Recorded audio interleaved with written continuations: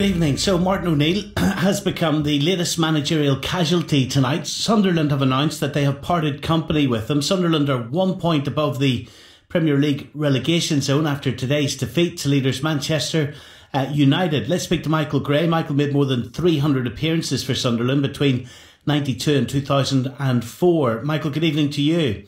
Good evening, Steve. How do you feel about O'Neill gone then? It's a shock. I'm sure it's a shock for fans of the club. He's been there quite a while now. But given recent events and being dragged into the relegation dogfight, maybe it's time for a fresh start. So do you support the decision? Maybe it's the best decision for the club. Just with 7 games left at the end of the season, it's an opportunity for the club to come together and perhaps pull itself away from the bottom of the table. What do you think of Martin O'Neill as a manager?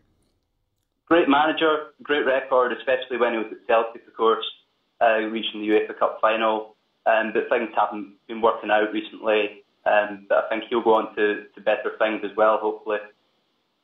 So is there really an expectation, Michael, that there is a manager out there that can do better, that's got more skills than Martin O'Neill to get this team out of trouble? I think there can be. Sunderland's a big club. It's got a great history, and recent results weren't going in the right direction. And sometimes it's best to make the right decision before things get any worse and get relegated. Any early candidates to replace him?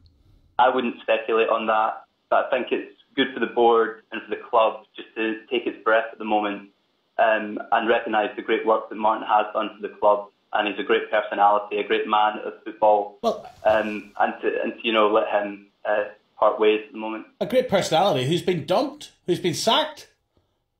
Yeah, I have. Obviously, it's regrettable and it's quite sad for him personally.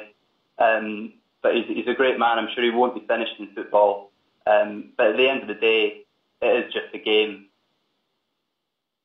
OK, Michael, thank you. BBC Newcastle's Sunderland commentator Nick Barnes joining us now. Mick, what more do we know about this? What happened? Well, to be honest, I think it's a surprise to everybody.